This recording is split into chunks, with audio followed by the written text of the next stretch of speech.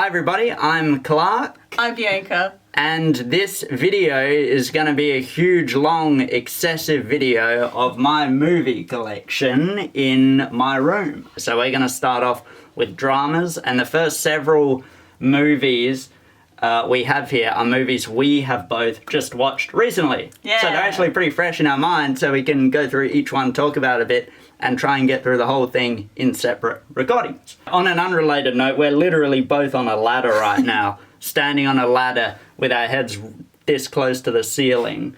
This shelf goes up so high and it's so long that way that this is going to be a very long video, so get comfortable. But we're going to start off here with the first movie, which is Whiplash. And Whiplash is one of my favourite movies. You are a jazz fan. Yeah. Yeah, no, I still haven't seen it yet. A jazz fan, and Bianca still hasn't seen Whiplash. So this is on our very high priority list. This is, one of my favourite movies of all time. It's super intense. Pretty much anyone who's a film buff probably has seen it, but if you haven't seen it, it's a must-see. And secondly, there's this movie, which is an Australian movie, Shine. And this is directed by Scott Hicks and is a little bit like Whiplash in a way, but for piano playing. There's even intense scenes of the main character losing his mind, kind of playing piano too ferociously, a bit like the jazz drumming in Whiplash. Compared to Whiplash and Shine, like what did you like better? Oh, Whiplash is definitely a lot better, but Shine is good too, just as a much less intense, less thriller-esque. Oh, wow. Like, it's not like you're going to be traumatised by Shine, but Whiplash, some people might find it a little bit intense. Billy Elliot. This is, have you seen it? No, I haven't. Oh, it's like an Irish ballet movie. I should see it, because that's like huge as a musical as well, isn't it? I think they have made some musicals out of this, So it's, really working class Ireland, like really tough neighbourhood. Billy Elliot's father is boxing fanatic first and foremost, and he wants his son to follow in that line of career, whereas he is more into ballet. And it's a really good movie. Mal's Last Dancer, from an Australian director, but I think it might be at least predominantly set in China. It might not be entirely like Chinese language. This next movie is freaking awesome. You've seen I love it. something. Yes, Saturday Night Fever is fucking awesome. It's a disco movie, but it's gritty. It's like actually raw. Like, the characters have like issues, like working class familial issues, I guess would you say. But the music's great, the story's good. Yeah. It's actually pretty, impactful. Yeah, has some of the most iconic dance moves ever. Dirty Dancing. This, we watched this together with a couple of friends, and I thought it was pretty good. I didn't mind it. It's not my absolute favourite or most memorable movie or anything, but it has some good dancing. It's kind of good chemistry between the two leads, I suppose. Yeah, you can see why as a Patrick romance. Swayze was like... hot stuff. Yeah. it's pretty hot stuff. He was celebrated for that role. You can see why, Now, next is a movie I did not like that much, but I also didn't quite finish it. But to me, Step Up felt kind of a bit like a generic sports movie, but about dancing. Yeah. I guess the interesting aspect is the woman is all about ballet, but Channing Tatum is all about street dance. So it's like their difference of artistic styles. Next we have a Johnny Depp movie, Cry Baby, which is a John Waters directed movie, who directed a very iconic movie from the 1970s called Pink Flamingos. And this is from the same. I've seen Pink Flamingos once with a group of friends, and there might have been some inebriation involved, and I would suggest that's the only way you could ever watch Pink Flamingos. It's with a group of friends if inebriation is involved. Well, how does it compare? Like, is it... I haven't seen this. Oh, you haven't seen No, I haven't seen Cry Baby, but I think it might be a little bit similar. That would be an interesting one to watch. Yeah. Sure. Like, it looks like a bit of Grease, a bit of Dirty Dancing too. Next we have Almost Famous. Yeah, so you haven't seen it yet. No, I've seen this. Oh, you've seen it? Yeah, we both love this. Yeah, it's good. It's pretty really good. It's really good. It's, a young kid on an adventure with a band, meeting chicks, and his mum is at home worried. Yeah. But Philip Seymour Hoffman has a small part in it, is really good. Next we have Danny Collins, which is Al Pacino in this. that one either. I thought this might have been a real music biopic, but I don't think it is. I think it's like an original story, like made up. Okay. Danny Collins, I haven't seen it. I don't know what it would be what like. a good cast. Yeah. Wow. Al Pacino, Annette Bening, Jennifer Garner, Bobby Cannavale, Yeah. Christopher pretty good. Plummer. Oh, Begin Again. Begin Again is really a nice movie, and I saw this kind of recently too. Keira Knightley and Mark Ruffalo have nice chemistry. They're sort of going around trying to record music videos in New York City with different backdrops everywhere. Yeah, I and think I is just the general noticed it's gist. the director of One. Yeah. Which sounds very similar. Yeah, you've like, seen yeah. Once, and I haven't, and I really want to. Yeah, Once is really good, Yeah, isn't and it? it sounds like, just based on your comments so far about the movie, it sounds Yeah. very similar in the vibe of Yeah. it's like a wholesome, nice movie to watch. Oh, for sure. Yeah. Very That's pretty wholesome, feel good. We are going to get into Yeah, Once, Once. which I have Bianca's seen. Yeah. Do you want to tell it's us a bit really about nice. Once? Yeah, it's such a nice, wholesome movie about Yeah. like a guy that's, I think it's to do with like repairing his vacuum cleaner. Oh, Yeah, I haven't seen it in a while. Yeah. But it's just left such a nice, like, warming feeling. And the music soundtrack is amazing. I still Yeah. listen to it. Like, Yeah. it's really great. Is it Great acting. Irish? Yeah, I think he's Irish, and I think they're a real band now as well. Oh, wow. Yeah. So from yeah, this movie, I'm they pretty formed... sure. Yeah, Holy shit. I might have to look into it, but it's amazing. Ooh. The music is great. Formed a real band from this movie. Yeah, it looks really good. And yeah, it's kind of a quirky plot, like storyline, like he's trying to Yeah. get his vacuum cleaner repaired. Yeah. Next, we have a Coen Brothers movie, one of the first of many Coen Brothers movies I have in this collection. I'm a really big fan of these directors. Inside Llewyn Davis, about the 1960s folk scene in Greenwich Village, New York. So it's about Sounds really folk. interesting. Yeah, folk music. It's very much like a sort of hangout movie. The cover of like all three Oh of yeah, they're all these, so they're, like, they look all like the same damn movie. Maybe this is So the similar. first. I don't know which one would be the first, second, and third. They're sequels. They all follow on. Yeah. They must, given these posters. Jeez.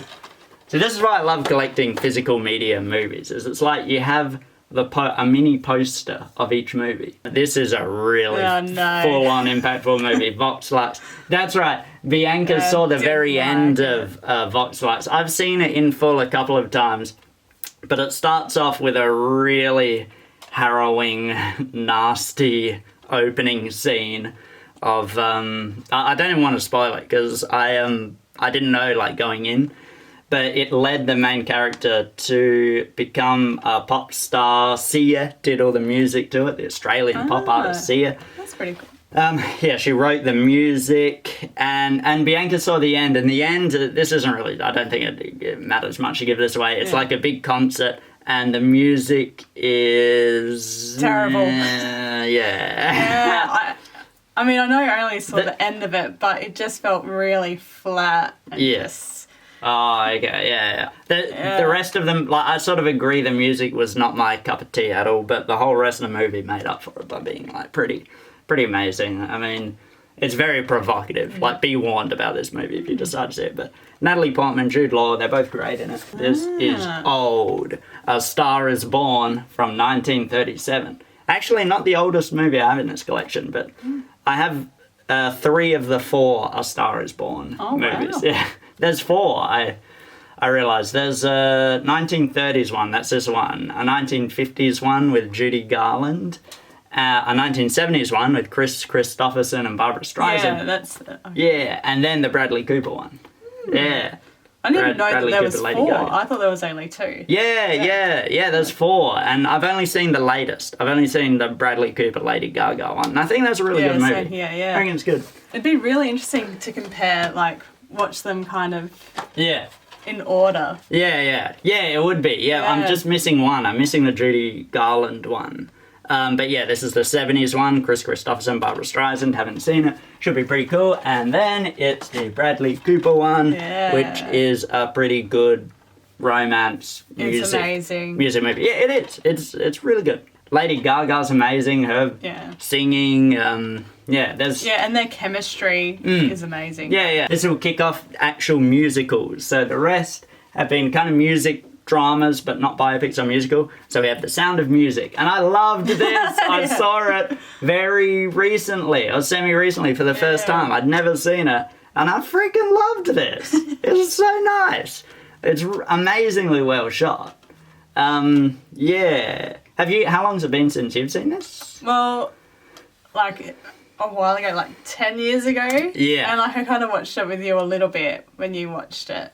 And like it's still great. Like it's still something we talk about all the time in society. Sound of Music. Yeah, the Sound of Music. Andrews. It just never came across. Like I never saw it until recently. And that soundtrack as well. Yeah. Oh yeah. The musical numbers are great. They're catchy. The acting's great. Yeah. It's set in Switzerland, isn't it? Is it Swiss? Yeah. Yeah. And it has like the Holocaust themes in it too. Like it has the Nazis. The Nazis are in it a bit. Ooh. I did like Singing in the Rain. Not as much as The Sound of Music though, but Gene Kelly is freaking dancing, man. He's just one of those people that has like an insane confident glow to him. Like every time, like he's so charming. You're just like, how the fuck can someone be that, like, I guess happy looking? Yeah. Like it's just, fuck. Yeah, I haven't seen the movie, but I've seen like the iconic, moments of him. Yeah, like, some of the exactly iconic that dancing cover, moments.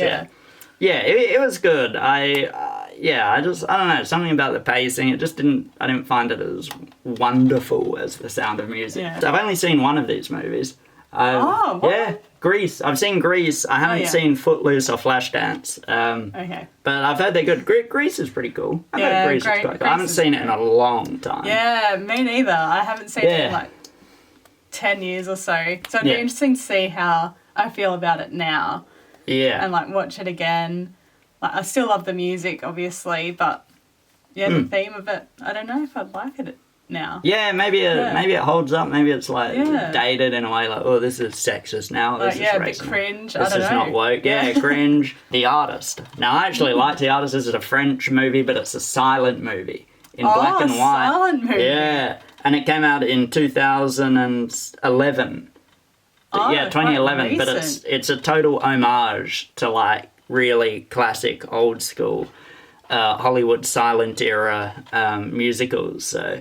Yeah, this was pretty good. Like, if it didn't have John Goodman and other recognisable actors, you'd never think it came out, like, after 1937. Oh, wow. Yeah, it's crazy.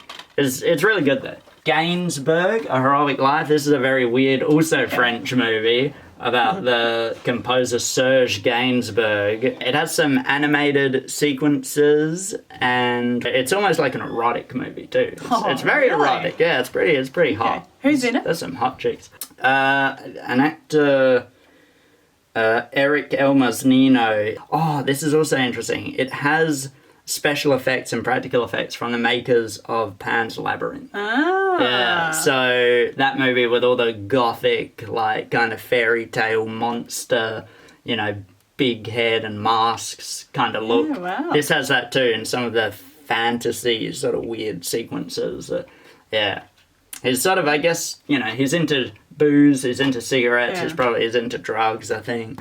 But it's quite a trippy movie. This is also French. The third French movie in a row, La Vie en Rose, the story of Edith Piaf. My mum actually recommended this to me, and I thought, because 1950s French singing. And I started it off and I'm like, I don't know, like I'm not really into this kind of music. But the character and story actually swept me up in it. She's a really interesting character, Marion Cotillard's really good in it. The Aretha Franklin biopic, Respect, I've not seen yet. Yeah, I want to see it. I haven't seen it yet we either. should definitely watch it sometime. I mean, she would have an incredible story to tell. I mean, and her music. Her music is so good. Jennifer Hudson, that's a great pick. Yeah. Oh, yeah. For representing. Yeah. Great movie. Oh, J Hud. Get On Up, the James Brown story with the late, great Chadwick Boseman. I mean, rest in peace. That was such a sort of shock to everyone that he died of cancer so soon. But yeah, I'd say this is the best performance I've seen from him. Oh, really? Yeah. And I love James Brown music too. Like, that's just good. Like, you know, sort of kick-ass music. Like, gets you energized. Probably good workout music. What did you think of the story? Yeah, it was good. I guess it was very sort of basic music biopic. Like, it's like he has his managers he doesn't quite get along with. There's some controversy in his life. It starts off, he's had some sort of violent moments where like he's sort of a gun owner and he's a misogynist. This was pretty good. Get on up. Next is the Ray Charles biopic. Yeah, have you seen this? No, I haven't, but that would be pretty good to watch. Yeah. Jamie Foxx playing Ray Charles. He was, amazing as, playing Ray Charles. Again, this is also kind of a, I don't want to say bare bones, but very biopic. Okay. Like, it has his young life. Dealing with racism and an abusive alcoholic father and all, things like that in his childhood. But the music was good. And Jamie Foxx was excellent. Next we have the Jimi Hendrix biopic, Jimmy All Is By My Side. And this stars Outkast. Yeah, himself. Andre 3000. Yeah, Andre 3000, which is, it's cool because he's a musician, but a completely different genre of music to Jimi Hendrix. I mean, fuck now. Good cast on this too, I thought. I thought this movie was pretty good. And next we have the 50 Cent biopic, and this leads us into our rapper biopics. Get Rich or Die Trying. I haven't seen it. It's directed by Jim Sheridan, who's done a few other interesting things. You haven't seen it? No, I haven't seen it. Yeah, no, me neither yet, but I look forward to. And next one, we have the Notorious B.I.G. biopic, Notorious. And this is a cool movie. I saw this like a long time ago and then rewatched again recently. I mean, look at that cover. Oh yeah. What a pimp daddy, if I may say so myself. Absolutely. The music is cool, the performances are pretty cool. There's a great scene in this movie where Christopher Wallace is in maths class and he's mucking around and his teacher asks him to get up and solve a maths problem, and he gets up and solves the problem instantly, and the teacher kind of patronizes him and says like, oh, you're smarter than you look. If you just focus yourself and have some work ethic, you won't be a garbage man when you grow older.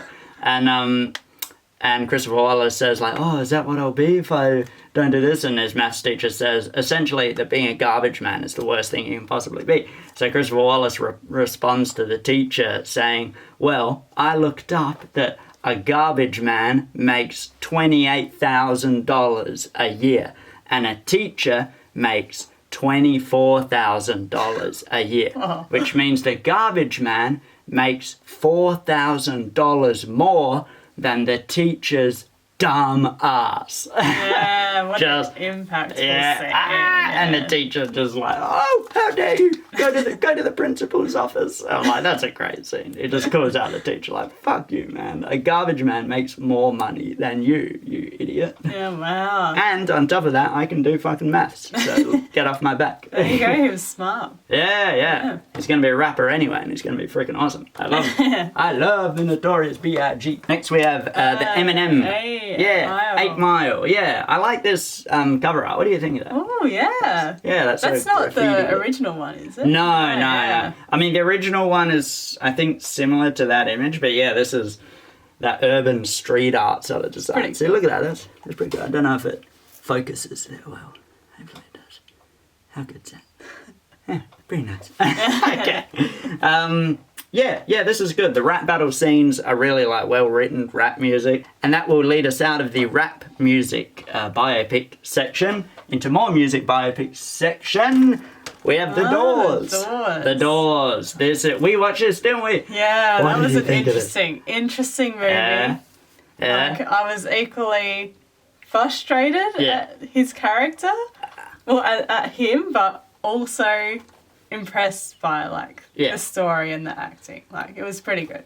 Yeah. It's a really well I guess, visualized movie. Like the concert scenes are really impactful. Yeah, like you said though, Jim Morrison, probably, I don't know if he was as much of a bastard lunatic. I think he was. I think he was. Yeah. Well, this movie really calls him out on being a bastard lunatic, but a very talented lunatic bastard who makes some pretty damn awesome iconic music that holds up to this very day. Val Kilmer as Jim Morrison. He was great. He was a great Jim Morrison. Yeah, he crushed it. He was going for the fences. Yeah, his voice, his like mannerisms, everything. He got the character down. Yeah. I think his singing voice and talking voice was perfect. The Runaways, which is a biopic of Joan Jett. Oh, Joan Jett and the Black Hearts. That's the full name of the band. And I saw this a while ago. It's Kristen Stewart and Dakota Fanning. They're, yeah, pretty good in it. Yeah, a bit like, girl rock and roll, like girl punk. Is that sexist? I mean, that's what it is. It's like, it's like chicks, you're rocking out. Yeah. No. I wouldn't mind seeing this again, see how it holds up to when I saw it last. I thought it was pretty good. The Sex Pistols sort of biopic, Sid and Nancy, the story of Sid Vicious and his insane obsession with heroin. Yeah. So much heroin, every other scene. We watched this together with a couple of people, our friends Marco and Laura. It was interesting because I liked it, but there was scenes that I didn't quite like, and there was like the scene at the end. It's disgusting and that was grimy. So crazy and. Yeah, like everything about this movie is gross and grimy and unglamorous and just filthy. Like, it's so not just gritty, it's disgusting. It's just a really seedy movie. But I think the story was well told. Yeah. And I actually, the Sex Pistols music has actually grown on me a little bit. Oh, absolutely. After watching this. Yeah, when I first heard it, I didn't like their music all that much. Hearing them a bit more, I'm like, something that's pretty cool. The song God Save the Queen. Yeah, and the culture they developed as well. Very urban UK, I don't know, is it Essex or whatever, like that. Yeah, they defined punk. Yeah, punk. Yeah, these are some punks. Yeah. Punk-ass motherfuckers. Bob Dylan biopic, I'm Not There, which, in this movie, Bob Dylan is played by Cate Blanchett. And Heath Ledger. He plays Bob Dylan too, and Richard Gere, and Christian Bale plays Bob Dylan, and another actor, Ben Whishaw, plays Bob Dylan. And when he was a kid too, Bob Dylan kind of saw himself as a young African-American homeless boy. So they actually got a young, African-American kid to play Bob Dylan, because that's how he kind of saw himself in his childhood. Wow. The first little part of the movie is that, he's playing Bob Dylan. Wow. It's what? I'm so curious to know, what was Cate Blanchett's portrayal of Dylan? Well, I mean, very kind of stoned, but stoned not even necessarily on weed, on pills and stuff. Yeah. Christian Bale's more like a country folk singer version, maybe earlier on than Cate Blanchett, but it's all told a bit out of order, it's not from the beginning of his life to his young adulthood to his middle age. Yeah, it just goes boop, boop, boop. But by the end of it, it is sort of more Richard Gere, who, Richard Gere? Is it Richard Gere or Richard Gere? I'm not sure. I don't know how to pronounce that guy's fucking name. But, he basically plays him for the last part of the movie. I think I saw this. I'm pretty sure I saw this, but this is one of those movies where I'm almost a bit hazy on whether I've seen it all the way through. Nowhere Boy. It's about John Lennon. Aaron Taylor Johnson plays... John Lennon. Could be good to rewatch. I don't remember. A Johnny Cash biopic, Walk the Line, as well as Crazy Heart with Jeff Bridges, which is not an official real life story biopic. It's more a bit like Danny Collins, it's an original story. Joaquin Phoenix playing Johnny Cash, Reese Witherspoon. Have you seen it? What? No, I haven't. I've heard that it's really good. Everyone I know who's watched it loves it. Yeah. Yeah, you're a fan of Johnny Cash though, right? Yeah. Rocket Man, the Elton John, and I love Elton John. We watched this together recently. Amazing. Yeah. Oh yeah, it's a good movie. It's a really good movie. Oh yeah, I loved that. Sort of fantastical sequences of the concert too, like. Yeah. I think something that I took away the most was his song "I'm Still Standing." Like, I didn't really think much about the lyrics before that movie, but it was so impactful at the end of the movie. Yeah. Like, considering everything he went through. And, like, that song just really hit me. Like, yeah, that was... Yeah, you'd practically have to remind me what song that is. Like, if I heard it, I'd know it instantly, and I'd be like, oh, yeah, that song, that's cool. I'm still standing. Yeah, okay. Yeah. I listen to it differently now than what I used to. Yeah. Yeah, it's a dark movie, too. It goes into his, mental health struggles, drug addiction. Yeah. I guess sort of, sex addiction. It's good. Very good. Going through the gay musician biopic section, we have Behind the Candelabra, which is the Liberace biopic, who was a pianist, and this is a very sparkly, very glamorous movie with Michael Douglas and Matt Damon playing gay lovers. Although more like Matt Damon is Liberace's mistress. Like male mistress, whatever that means. But, and the guy who he will inevitably ditch by the time he gets too old to be his mistress anymore for another strapping young lad. So it goes into a bit of that kind of darkness, like Matt Damon getting sort of look at Michael Douglas in that. I know, look at him. Matt Damon, you never fucking see him do anything like that, Jesus. No. LGBTQI plus romance films, and we have Call Me By Your Name, which is an incredibly homoerotic gay love story with Armie Hammer, Timothée Chalamet, set in Italy, Italian director. I thought this was a fucking amazing movie. It made me cry a bit. I'm just saying, I'm just being real with you here. This is a fantastic film, alright? It's like being on a relaxing holiday, like in Italy.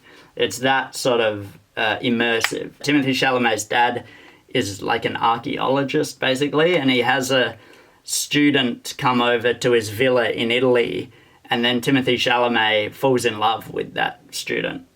And the student's Armie Hammer, and it's a romance. Now, because that was such an erotic movie, we have to move to the erotic lesbian movie, Blue is the Warmest Colour. Terrible. What? What do you mean? They're both erotic. No. They're both super erotic. Look, it was okay. Sensual cinema. Oh, yeah, you mean the movie was terrible. Oh, yeah. Oh, I thought you meant like me saying that. Come on now.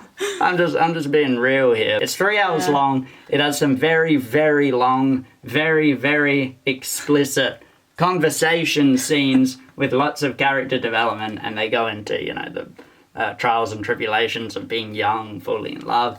And also it has a lot of lesbian sex. Really. I will leave it at that. If you've seen it, you know. If you know, you know. If you haven't, you should see it, because it's actually a good movie. I don't think it is. Okay. Be warned though, it's very adult. And the next movie is Moonlight, and this is one of my all-time favourite movies. Well, we watched this, you really liked it, didn't you? Yeah. I can see why you liked it so I loved it. It brought me to tears. Yeah, it's a very sad movie. Yeah. A movie about being yourself and the idea that it's okay to just be yourself, like whatever, like Yeah, and visually amazing. Yeah, visually amazing. That was a huge highlight for me. Yeah, very rich colours. Yeah. Blues and purples. I have a review of this movie on my channel too. I really go in depth about Moonlight. Yeah. Boulevard, which I think is Robin Williams' last acting performance. Really? Yeah, before he died. And he plays a gay man who's married, but he sort of sees a young male prostitute when he can. Wow. And the young male prostitute's in trouble. Robin Williams sort of tries to help him as much as he can. It's a very moody, slow drama directed by Dito Montiel. But it's great. This was really good, like drama. Yeah, what an interesting story. Yeah. Very authentic, very... Robin Williams as well. Brokeback Mountain. This is the gay western. And that's all it's known as today for some reason. Even though it's a great movie, it's a good, they're both married men, they have wives. It's kind of problematic for their wives that they're seeing each other. It's a very homophobic time. Good movie, great cinematography. Ang Lee, good director. It's a good film. Next we have the romance epics of all romance epics, Titanic. This is a brilliant film. What do you think of Titanic? Yeah, I mean, watching it for the first time like a while ago, I loved it. Watching it more recently, I probably liked it even more. Loved the story, the acting. It's kind of like... Made me cry the second time watching it. It's brilliant. Oh, yeah, it's so good. It kind of reiterates that this movie is a freaking masterpiece, man. Like, the suspense at the end... And their chemistry, it's beautiful. It's just a good film. Days of Heaven, which is a Terrence Malick movie set on ranches, I believe. I don't know a lot about this movie, but Days of Heaven. Samson and Delilah, Australian, outback Aboriginal love story. This was pretty full on, wasn't it? It was great. Like, there's not much dialogue, but it's really impactful and emotional. Yeah, true that. There's hardly any dialogue or speaking, but it's just, two characters sort of expressing their emotions and their love for one another, and just, like, you get a sense of their living environment just based on their facial reactions, how they interact and move around, and, the way they kind of carry themselves, I guess, if that makes sense. Really freaky depiction of homelessness too. That was probably disturbing stuff, and substance abuse, of course, like, the petrol sniffing that goes on in these sort of communities, and how problematic that can be for people's mental health and I guess mental competence too, because that kind of stuff can destroy your brain. But Samson Delilah, really good sort of Australian drama. We have Somersault, another Australian drama. That was great. Yeah, we didn't watch this together, did we? No. You watched it, but I watched it on my own, and I really enjoyed it. It's really good. Kind of a story about finding yourself sexually, this young woman sort of, discovering who she is, after sort of a romantic affair with her mother's boyfriend. Yeah. She flees to Jindabyne, a really snowy town. She just goes there, finds herself. It's just a slice of life kind of story, really. Yeah, that's a good way to describe it. Slice of life. Yeah. Slice. American Honey is a really, like, feel good, I would say. For the most part. It's a really feel good, positive movie, but it has some very raw, gritty elements to it. But it's like young people just living. Traveling America in a van, trying to sell newspaper subscriptions and just getting a piece of the vibe wherever they go. They like party a lot, they dance around a lot and have all sorts of crazy shenanigans together. And it's a romance to it. Shia LaBeouf. Definitely romance. Yeah, definite romance. Some people, like, when I saw the trailer, and I've heard others say, it looks like an on-the-run sort of crime movie, like young people robbing banks or something like that. It's not really that at all. It's like a, slice of life. Realistic stuff. It's real shit. Yeah. Next up here, we have The Spectacular Now. And, this is a good, like, little independent, Sundancey romance drama. We watched this together. Well, what did you... I actually was surprised at how much I liked this. Yeah. And even the relationship that they had, like, I'm glad it wasn't always happy. Like, it's good to see, like, a challenging relationship. True. Miles Teller, like, it was great. Yeah, Miles Teller was great. This was, like, 1 year before Whiplash. Blue Valentine. This is a very depressing movie. Definitely. Yeah. No, not a feel-good, uplifting movie. It's a movie about divorce. It's about falling out of love. It's about couples just disdain for one another. But overall, you liked it. Like, it was a well-acted, absolutely. movie. Like, just because it was great. was definitely very investing movie. It kind of has that 2 time periods thing to it. Like it's them when they're younger, then when they're older. Yeah, and how their relationship changes over that time. But yeah, it's good look at romance. It's interesting too because Ryan Gosling's character in the movie is a painter, which I am too. Ryan Gosling's character is a bit of a deadbeat, like he's kind of a douche. A little bit, he's a but dick. He did love like his kid and he loved her. Yeah. Like he was trying. Yeah.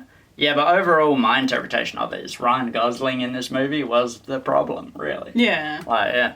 More so than... Well, they both were. Next we have another movie sort of about falling out of love, and that's a bit of a depressing drama. Revolutionary Road, which you would say you loved this movie, didn't you? Loved it as much as Titanic. Yeah, probably. And Leonardo DiCaprio and Kate Winslet back in it. And this was 10 years after Titanic?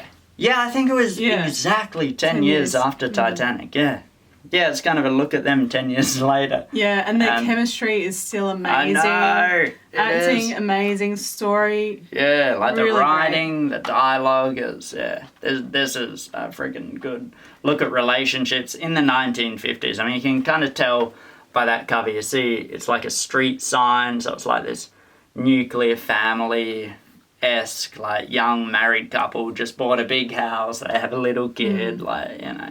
Their life is perfect, but is it? Yeah, no. Next we have a bit of another double feature of Before Sunrise, which is the first one, and Before Sunset. And yeah, these, I liked them. Yeah, I think you have to appreciate the whole trilogy. Yeah. Not just each movie individually. Because I didn't enjoy the first one. Yeah. But you needed to watch the first one to really appreciate the second and third one. Yeah. Like they all go hand in hand. Yeah, it's almost like it picks up its stride in the second movie. Very conversational movies. It's 2 characters walking and talking about life. The deep philosophical areas of how they think, and each one's set in like a different city. The first one, where was the first one set? Germany. Yeah. Was it Berlin or something? Yeah, Berlin, I think so. Then France, and then I also have the third movie in the trilogy here, Before Midnight, which was Grease, wasn't it? Oh yes. Yeah, Grease. Yeah, that's right. Yeah, and this, I'm probably the same. I think the first one is my least favourite. Yeah. And then Before Sunset and Before Midnight are the better ones. Yeah. So I like that, but if I didn't watch the first and second one, I wouldn't enjoy it as much. Yeah. Oh, yeah, absolutely. Yeah, I think you kind of have to see them from the beginning. But their chemistry, though. Ethan Hawke and Julie Delpy in these movies. Yeah. Oh, my God. And then we have another midnight movie. Midnight in Paris. With Owen Wilson, Woody Allen movie. Have you seen this? I have. I haven't seen it for a while. I kind of am a bit fuzzy on the details. It's been a little while for me, but it's definitely like a cute kind of I remember it being nice movie. Yeah, because the story is sort of a high concept, almost fantasy concept, because it's like he's in Paris, but he goes to a certain time and place in Paris and he's transported to a different era. Yeah. Like he goes from modern day to the 1920s and he meets people like Ernest Hemingway, F. Scott Fitzgerald, all these famous playwrights and authors and poets and stuff in that time. Cafe Society. And I saw this a while ago and this has kind of left my memory too. Jesse Eisenberg, Steve Carell. This does look pretty good. Yeah, a lot of people. Steve Carell, Blake Lively, Kristen Stewart, Parker Posey, Corey Stoll. Another period piece, like set in a much earlier time period. I forget when. 1930s. Next, we have another old school one, Casablanca. And yeah, we both watched this. I would say I didn't super enjoy it. I'm also appreciate it. Yeah, I think because it hasn't aged well. Yeah, it's sort of espionage and romance mixed into one, but yeah, very of its time, and maybe just of its time, to be honest. It's not Citizen Kane, alright? We have mixed opinions on this, I think. Ghost with Patrick Swayze. What do you think of Ghost? It was great. Yeah. I loved it. Yeah. I've watched it a few times and I still like it now. Yeah, I sort of get it, but it's also like, it's sort of a comedy, it's sort of a thriller, it's sort of a romance, it's sort of a fantasy. Aren't there parts of it where it's almost like a horror movie too? Maybe it's not. A little bit scary, but it's good. Like, it's like comedic.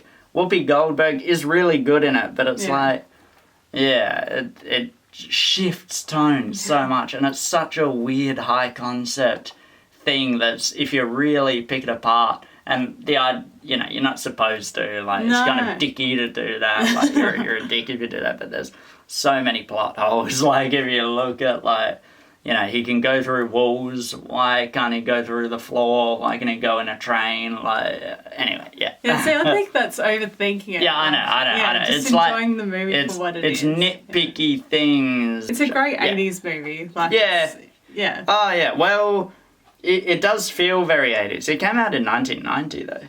Oh, okay. Yeah, but, like, it's very of that time. That cool, like, hip sort of New York. Next we have another Woody Allen movie again, Blue Jasmine. Probably my favourite Woody Allen movie, to be honest. I see why. Yeah, I mean... It was really good. Yeah, and we watched this together recently. I liked it a lot more than the first time I saw it. It's a lot darker and more dramatic and a bit more depressing than I remember. I remember it being more of a comedy when I saw it a long time ago, but upon seeing it again, it's like, shit, this is a serious sort of dark. So it's funny, I'm the opposite way. I found it a lot more impactful the first time watching it than the second. I think because watching it the second time, you kind of know where it's going. A great depiction of sort of mental health and mental struggle.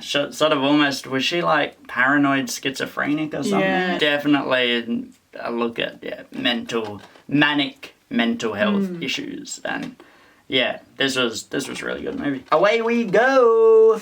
So this is from the director of Revolutionary Road, even though it's a lot lighter and more comedic. Yeah, very different. I would think. John Krasinski and Maya Rudolph there, going from state to state in America, basically looking for somewhere for their kid who's about to be born, to raise their kid. Like, they're looking for somewhere to raise their kid, and they're meeting different people from sort of previous parts of their lives that they don't really know anymore, and they're all very eccentric characters. Like Allison Janney shows up in this as a really crazy woman, and another, like, oh my god, what's her name? Maggie Gyllenhaal as, like, the hippie. She was great. Hippie. She was really great, but, like, the typical hippie sort of family, like, we're all organic, we raise our children differently, like, we don't use strollers because strollers take the infant away from the body, where the infant wants to be nurtured with mother's, body, like, all that kind of, like, weird shit. But, this is a pretty good movie. The Sessions, which is a movie about sexual health, I guess. Sexual healing for a guy. It's based on a true story about a guy who's quadriplegic, isn't he? Yeah. And he sees a sex therapist who essentially teaches him how to have sex.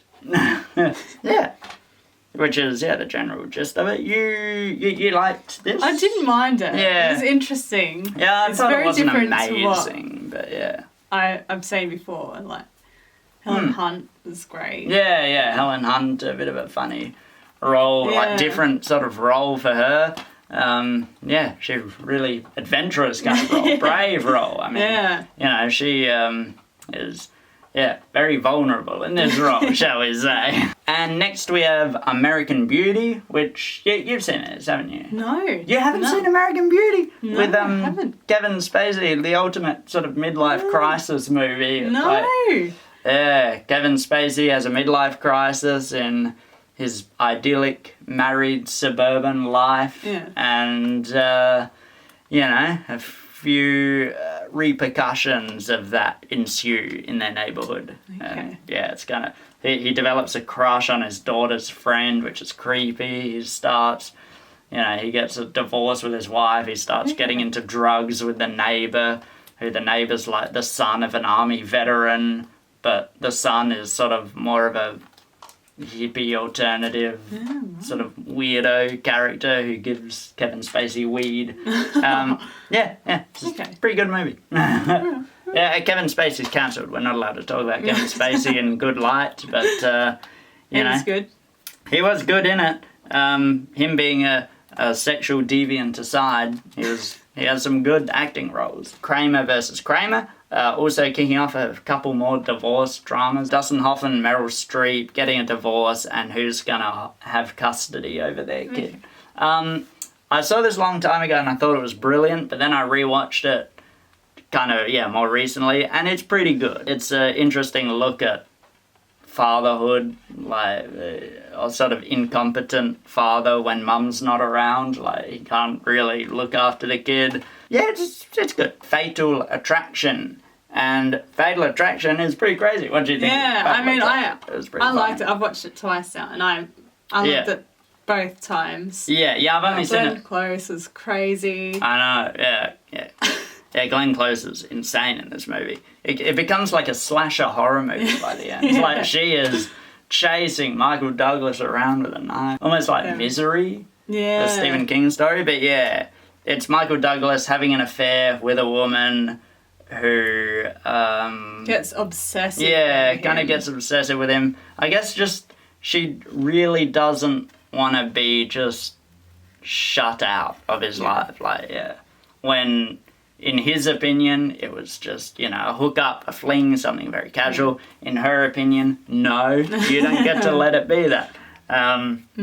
So yeah, it's interesting. It just gets crazy at the end. We Don't Live Here Anymore was okay. I think we both pretty much thought the exact same thing about this, didn't we? Yeah. It's not amazing. It's about unhappy relationships again.